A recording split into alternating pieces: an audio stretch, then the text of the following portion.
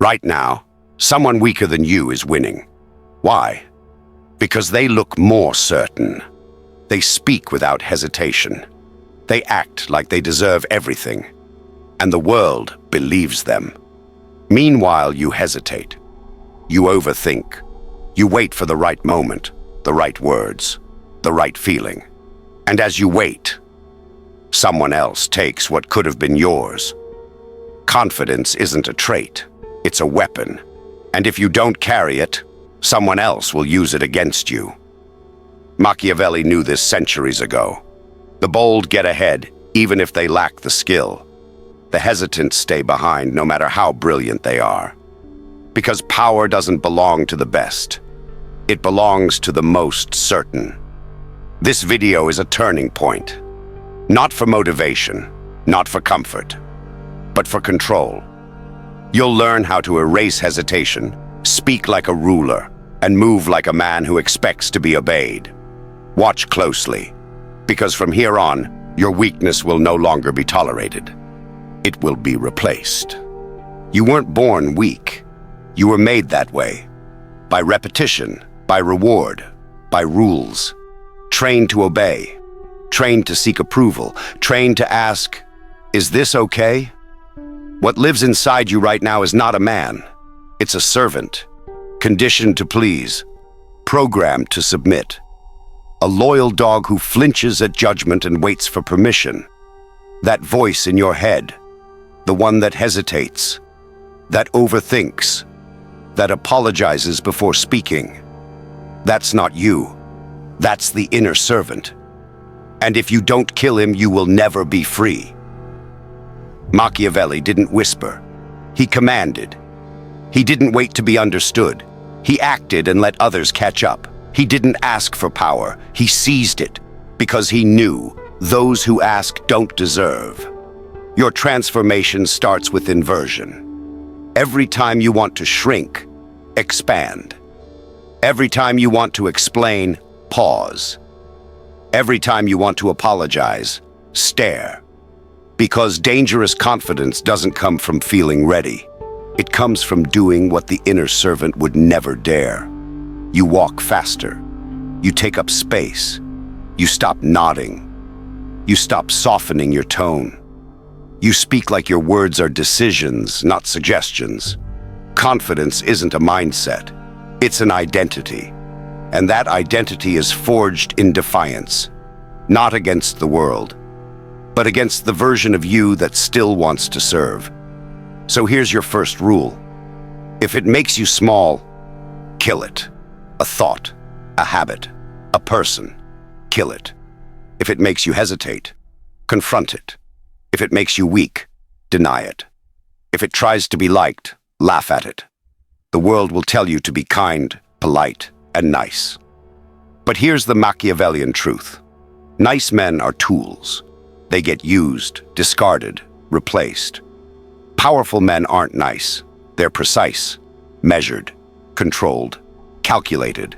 And it starts by slaughtering that little voice inside you that still begs to be accepted. You don't need permission. You don't need validation. You need only one thing: the willingness to become feared, not by others, but by your former self. Because once you kill the servant, the ruler awakens. Powerful men don't arrive loudly. They arrive with presence, not through their voice, but through their silence, their stillness, their stare. You don't need to be known. You don't need to be liked. You just need the atmosphere to shift the moment you enter. That's how a man moves when he owns the room. Not because he's been told he does, but because he behaves like he always has. Machiavelli understood this in the royal courts. The ones who ruled weren't always the kings. Sometimes it was the man in the corner who barely spoke. But when he did, the entire court leaned in. Silence is control. You think talking makes you dominant. It doesn't. It makes you predictable. The quiet man is the threat, because no one knows what he's thinking. When you walk into a room, You don't look for permission. You don't glance around for approval. You observe. You absorb. You let the others rush to prove themselves while you calculate. Your posture speaks before your mouth does. You move slowly, not because you're uncertain, but because you're in no hurry. Predators don't sprint unless it's time to strike. Until then, they wait. Calm, ready. Most people don't even realize how fast they move, how fast they talk, how often they interrupt. Because they're trying to impress. Because they're still beneath someone else's judgment. But when you walk in like you own the room, you don't speak to impress. You speak to decide. Every sentence carries finality. Every word sounds like a conclusion. People start to listen differently. They don't challenge you. They calibrate themselves to you. And when others speak, you wait. You let them go first. You let them reveal their hunger, their insecurity, their weakness. Because the one who talks first usually gives away what they fear. And once you know that, you can bend them at will. You don't chase energy. You create gravity. Because confidence at this level is not about being liked. It's about making others question their own position just by standing near you. So you carry yourself like you've already won. Not arrogantly, but like someone who doesn't compete, because he's already chosen himself. If they respect you, good. If they don't, better. Because indifference to approval is the final form of power. And if the room wasn't yours when you entered, by the time you leave, they'll remember it like it was, not because you demanded it, but because you didn't have to. Words are not just sounds. They are weapons. And most men speak as if they're asking for permission to exist. You can spot them instantly. The rising tone at the end of every sentence. The nervous laughter. The endless, I think, maybe, I'm not sure, but... They speak as if they're apologizing for taking up space. That is not speech. That is self-sabotage. Machiavelli knew the truth. Power is not always in what you say, but how you say it. And when you speak like you cannot be denied, people don't analyze your words. They submit to the weight of your certainty. Because here's the game. People are not logical. They're emotional. They don't follow truth. They follow conviction. If you sound sure, they assume you are right. If you hesitate, they assume you're not worth listening to. So what does a Machiavellian voice sound like? It's slow, calm, final. You speak as if your words are not open for debate, as if each sentence is a decree. You speak like someone who already expects to be obeyed. It doesn't matter if you're in a room full of experts. If you sound like a decision, they'll defer. That's the first rule. Sound like the end, not the beginning. And here's what most will never tell you. You don't need to speak often to be respected. In fact, the more you say, the more chances you give others to decode you, challenge you, or worse, stop fearing you. Speak less, mean more. When you do speak, eliminate softness. No filler, no explanations, no apologies. Never say, I'm just saying, I could be wrong. I don't know if this makes sense, but those are escape hatches for the weak. Burn them. Say what you mean and leave it there. Let others deal with the silence that follows. Because silence after a strong statement is powerful. It dares people to challenge you, and most won't. Why? Because they're too afraid of what else you might say. Now understand this. The tone of your voice is your true message. The words are the surface, but your tone, your calm, grounded, deliberate tone, tells people exactly where you stand in the hierarchy. You want to rise? Lower your pitch, slow your tempo, remove the nervous energy. Sound like someone who has nothing to prove and everything under control. sound like a man who's already made up his mind and expects the world to catch up. You don't win conversations by being louder.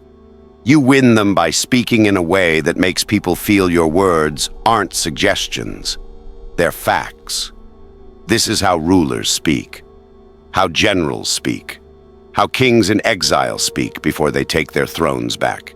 And if someone challenges you, never defend, redirect. Don't argue, don't explain, don't justify. Just say, I disagree, or better, that's incorrect. And then move on.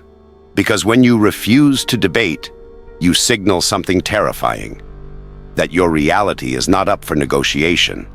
That's how you control a room without ever raising your voice. Because confidence isn't volume, it's gravity. It's the invisible weight behind your words, the assumption that when you speak, others should listen.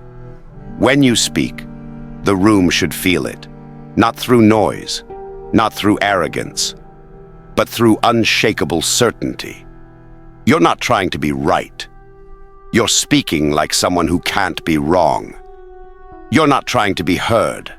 You're speaking like someone who doesn't care if you agree, because you will eventually. That's power. And from this point forward, it's how you speak, or you stay silent. Confidence without control is decoration. You can walk tall, speak well, move with authority. But if someone can still trigger you with a sentence, you are not powerful. You are exposed. This is where most men fail.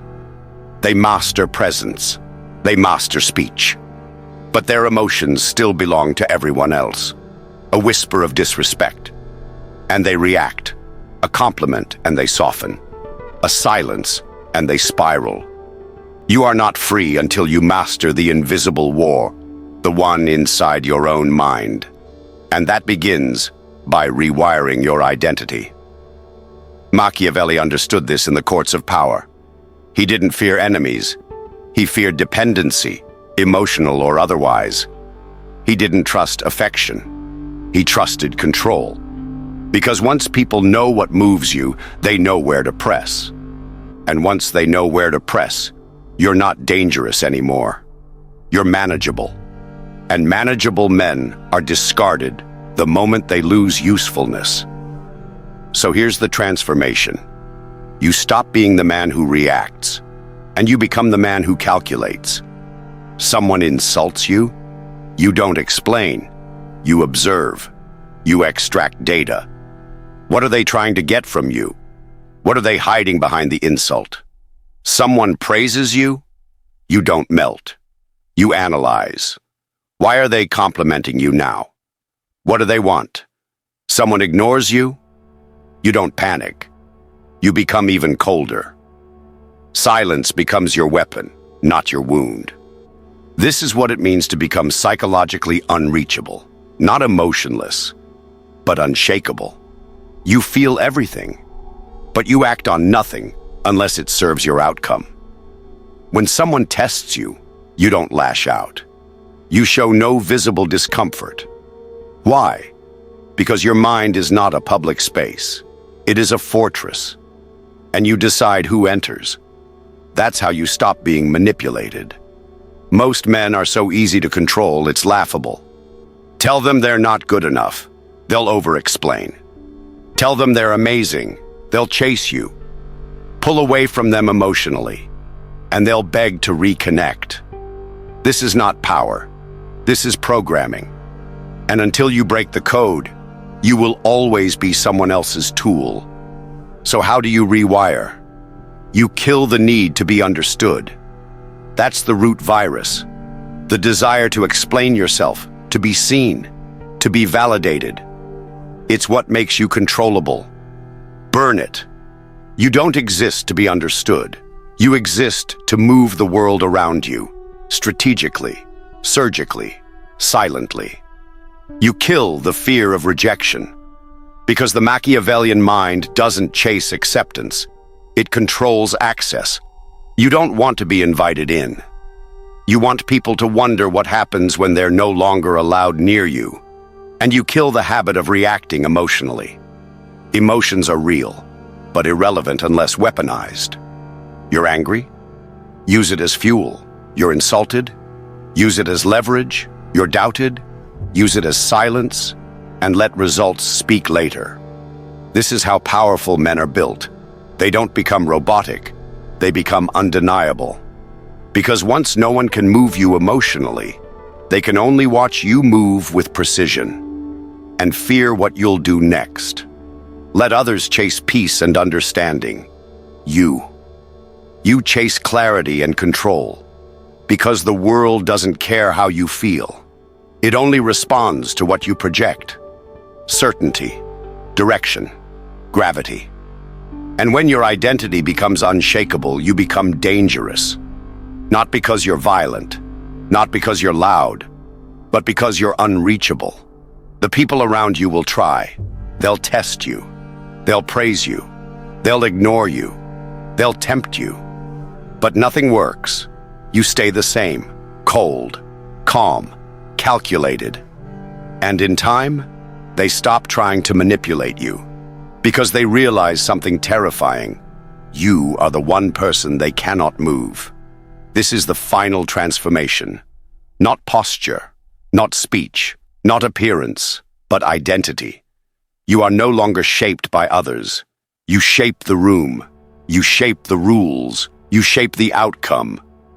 You don't need to be understood. You don't need to be accepted.